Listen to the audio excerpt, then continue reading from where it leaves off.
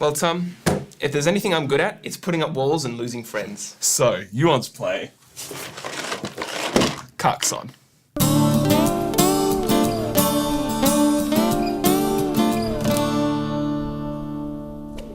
So this is Carcassonne, a classic Euro-style tile-laying game released in the year 2000 and designed by Klaus-Jürgen Ried.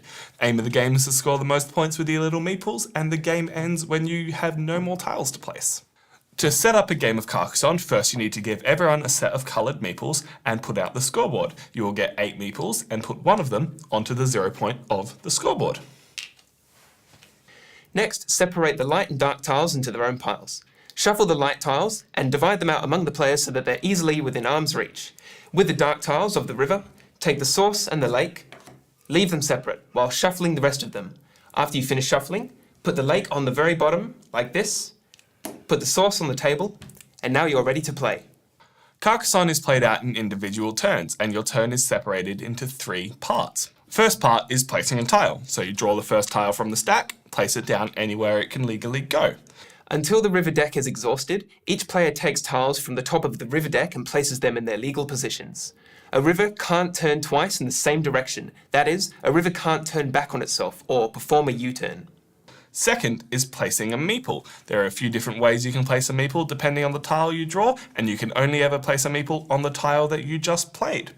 Third is scoring a meeple. That gets a little bit complicated, we'll explain that later. When placing a tile, your tile must touch at least one other tile that's part of the game board, and you have to match the environments of any tile that you touch, i.e. roads must connect to roads, cities must connect to cities, and so on. When placing a meeple on your freshly laid tile, there are 4 types of meeple you can place. Thieves that live on roads, knights that live in castles or kingdoms, farmers that lay flat on grass, and finally a monk that goes in a monastery. My tile, for instance, is this one, which could facilitate a thief on the road, a farmer on the grass, or a knight in the kingdom or castle. I'm going to place a knight. When placing out a tile, there's a few things you have to watch out for where you may want to place a meeple. Say, this tile, if I placed it there, I couldn't place a knight. However, I could place a farmer in the field. But if I wanted the knight to maybe match up with that castle eventually, if I place that tile there, they are not touching. So I then place my knight in the castle, and hopefully one day we'll join together and make a giant castle. If, in the incredibly rare case that you can't legally place a tile, you put that tile back into the box and draw a new one. It is possible to both place and score meeples in the same turn.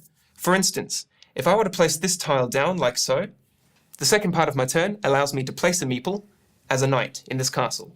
Now at the end of my turn, I'll score any meeples whose areas have been completed by my move. Now this castle is completed, and I can score for this meeple. You can only ever place a meeple if you have one in your bank, and you only get meeples back at the end of a turn, so it's always worth holding on to one meeple just in case.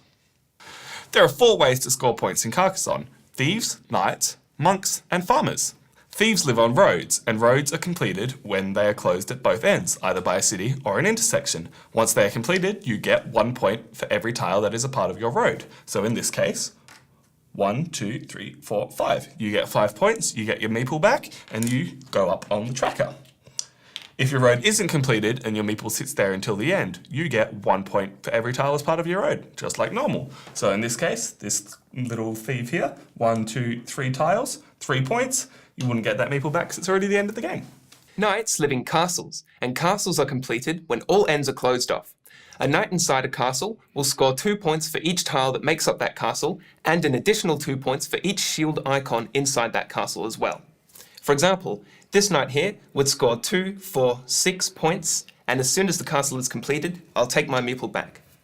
At the end of the game, each castle tile is only worth 1 point, and each shield icon is only worth 1 point. For example, this knight here would be worth 1, 2, 3, 4 points.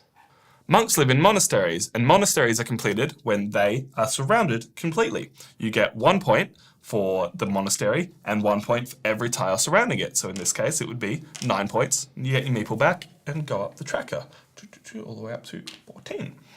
At the end of the game, a monastery is worth 1 point for itself and 1 point for every tile that's surrounding it, even if you didn't complete it. Last but not least, we have farmers. Farmers can never be regained back during the game, and they will only score at the end of the game. A farmer will score 3 points for each completed city within its field.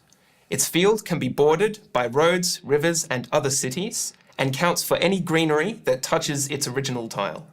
For example, this blue farmer here would score 3, 6, 9, 12, and 15 points at the end of the game. All other areas are cut off from it by roads or the river.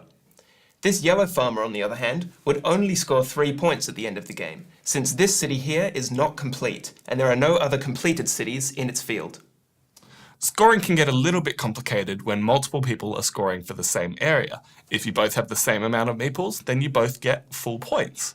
However, if one person has more meeples than the other, majority rules and they get all the points. You only ever get the points for the number of tiles, doesn't matter how many meeples you have. So we'll give an example. You've got these two people who've ended up in the same city. They would both get 2, 4, 6, 8, 10, 12 points because they are both 1 meeple each. And that city is completed and they get that straight away.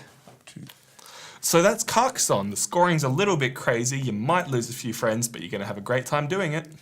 As always, read the rules yourself before you play, and don't forget to subscribe if you'd like to see more. If you want to see Carcassonne in all its glory, click here for a Nerds of the West Let's Play. We've been Chris and Tom for Nerds of the West. We'll catch you next time.